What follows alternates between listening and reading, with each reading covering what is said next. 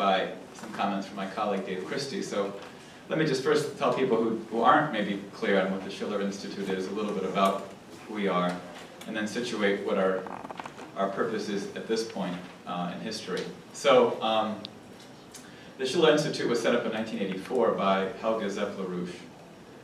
She was a German born in an area in West Germany called a town called Trier.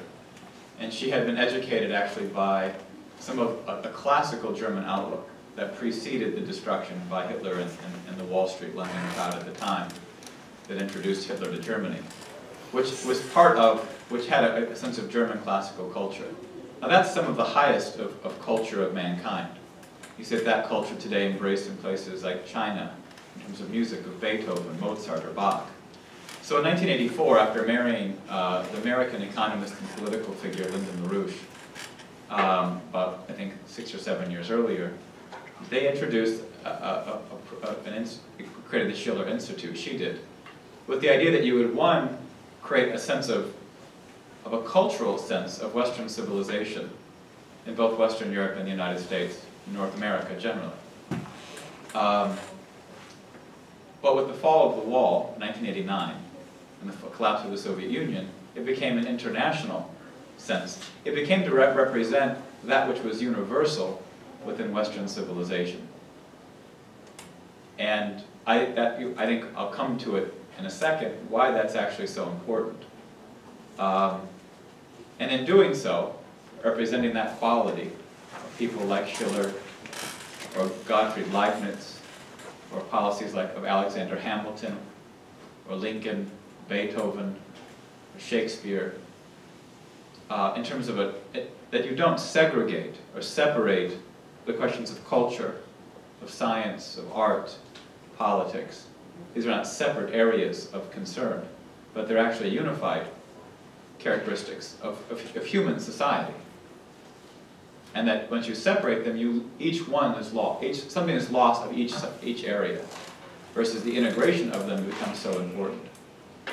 From that standpoint, which was unique, when the fall of the Berlin Wall took place, at that kind of crisis, there was nothing in Western culture at that time which had not been affected by the cultural attacks of the 1960s, where you saw increasingly, not just from younger people, but across the society, you saw a loss of appreciation of human creativity and human life. You saw a loss of sense of mission. You saw the collapse of the space program. You saw these things that were embodied what civilization had become. You saw that begin to be destroyed and to be lost. Now, at that point, then she went. Mrs. LaRouche herself and Mr. LaRouche went to Russia. She went to China. It wasn't planned that way. He happened to go to Russia. He happened to be invited to go to Russia in 1994. She happened to be invited to go to China. And they began to develop a network of relationships in these nations, which set the foundation for what you see as the policy from Russia and China today. Where you see Russia and China today, and I think it was the foreign minister of China, Wang Yi, who said, relationships between Russia and China are not simply good relationships. They see their relationship as intrinsic to defending the values they both recognize as critical and important for mankind. The questions of international law, of development, of collaboration on security questions. And perhaps implicitly, this question of scientific advancement, a sense of cultural optimism. Both of them have seen dark ages. Russia saw something approximating a very real dark age, you might call it a very short one, in the 1990s.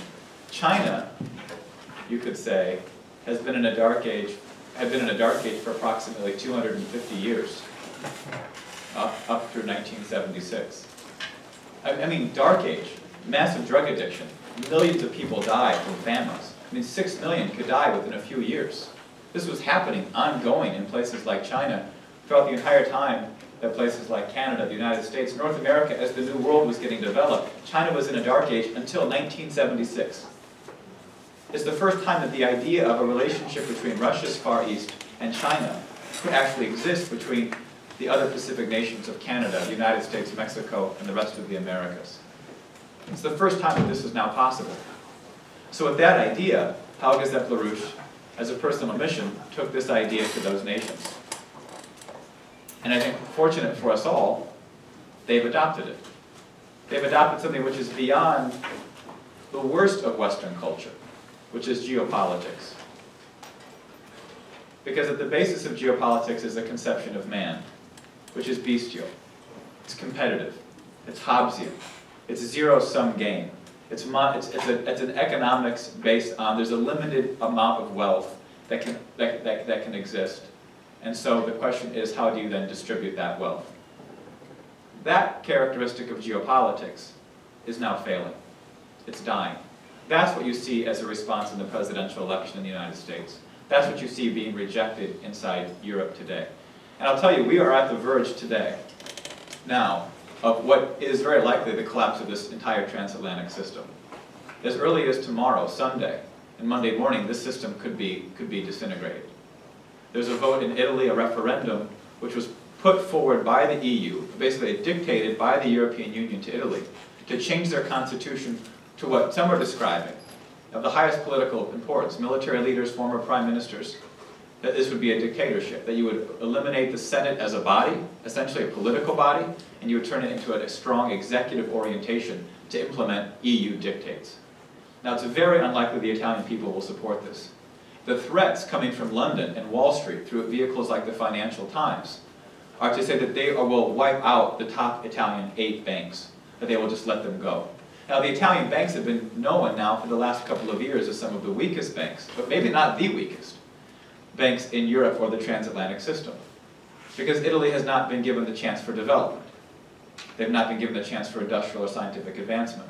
This could very well then, this vote on Sunday, could be the snap, much like Brexit, much like the US election. Now, the difference is that there is no longer an administration in the United States with any power to enforce this financial system.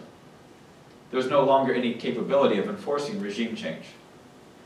No longer any capability of enforcing international terrorism.